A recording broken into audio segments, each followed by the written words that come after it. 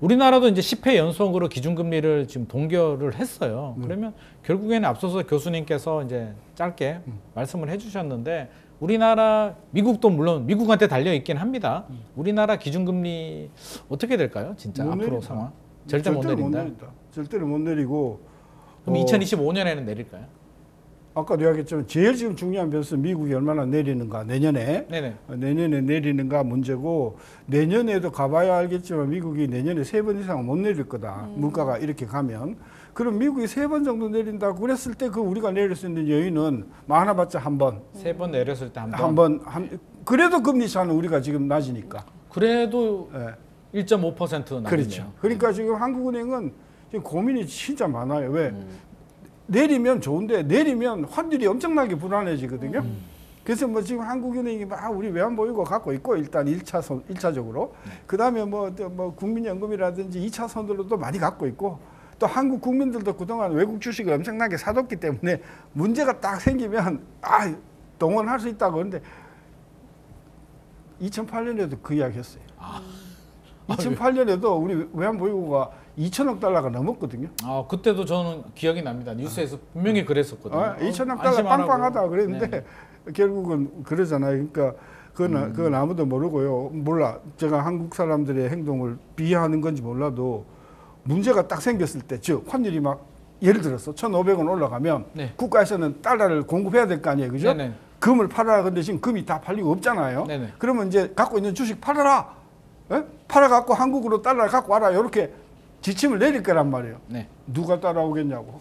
더 올라갈 때를 기다리고 계속 들고 있을 가능성이 그렇죠. 크다. 개인들은 또 그렇게 그죠? 그런 면에서 이게 외환 당국에서는 이게 환율을 방어할 수 있는 능력이 얼마나 있는가에 대해서는 굉장히 좀 고민을 많이 해야 된다. 섣불리 기준금리를 내리기는 좀 쉽지 않겠다라는 생각은 듭니다. 그 교수님 말씀은 미국은 연내 힘들고 우리나라도 올해는 금리 인하는 힘들다고 보세요. 미국이 금리를 안 내리고 설사 한 번 내린다고 하더라도 우리는 못 내리고 미국이 3번 내년에 내리면 우리도 3번 못 내린다. 우리는 기본적으로 지금 우리가 금리가 낮은 수준이기 때문에.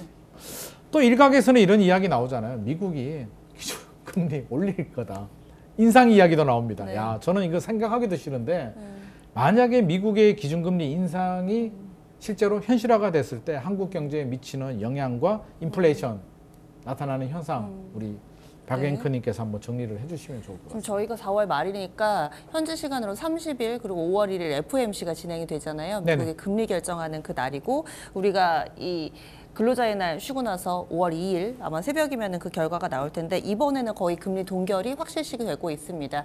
그리고 이 페드워치라고 이 금리가 앞으로 어떻게 될지 그 향방을 보여주는 이 사이트가 있는데 거기에 들어가서 보시면은 매달 FOMC가 열리는 게 아니잖아요. 그래서 5월, 6월, 7월 그다음에 8월 빼고 9월인데 지금 데이터들을 보면은 5, 6, 7이 다 동결 데이터로 나오고 있습니다. 그다음에 9월 달이 0.25%포인트 정도 낮추는 걸로 돼 있는데 그것도 동결과 한 번 그러니까 25 베이시스 포인트 낮추는 게 거의 40대 40 비율로 비등비등합니다. 비등비등하다. 네, 그래서 아직까지 사실은 이 페드워치상으로 봤을 때는 금리 인상의 시그널이 나오는 건 약간은 좀 시장에서 너무 좀 과도한 해석이 아닐까. 우려다.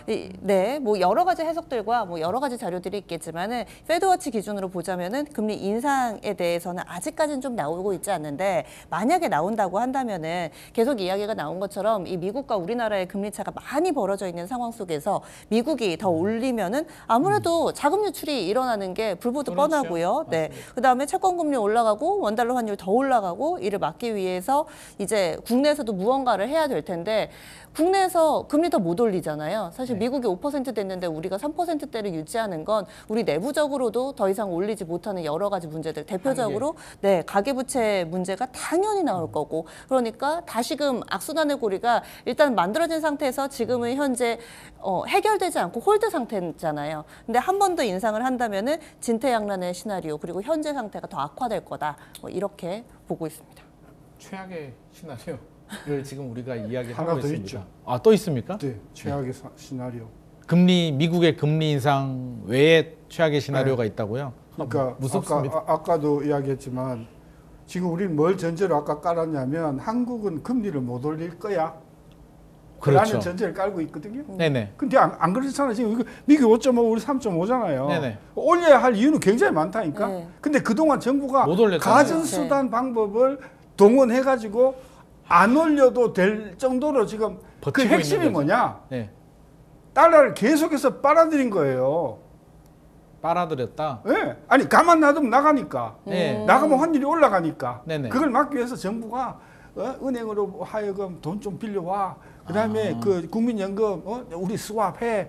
이래가지고 달러를 계속해서 국내에다가 뿌렸기 때문에 환율이 그나마 안정했었단 말이에요. 아, 근데 노력을 해서 만에 그렇다. 하나 네. 만에 하나 그게 안 먹히기 시작하면 마지막 카드는 뭐냐? 금리를 우리가 올려야 올린다. 된다. 그렇죠. 그래서 우리 그 시청자들께서도 지금 우리는 그냥 한국은 뭐 그동안 10번이나 금리를 안 올렸는데 뭐 올릴 수가 있어. 뭐 지금 뭐 빚이 얼마나 많아 뭐 그러는데 빚이 많은 거는 많은 거고 예를 들어서 환율이 불안해 갖고 뭐 1,400원 뚫고 막 올라가는 경우에 대책 없이 그렇죠. 뭐 아까 스왑 그러는데 스왑이 그 총 규모가 많아봐야 600억이거든요.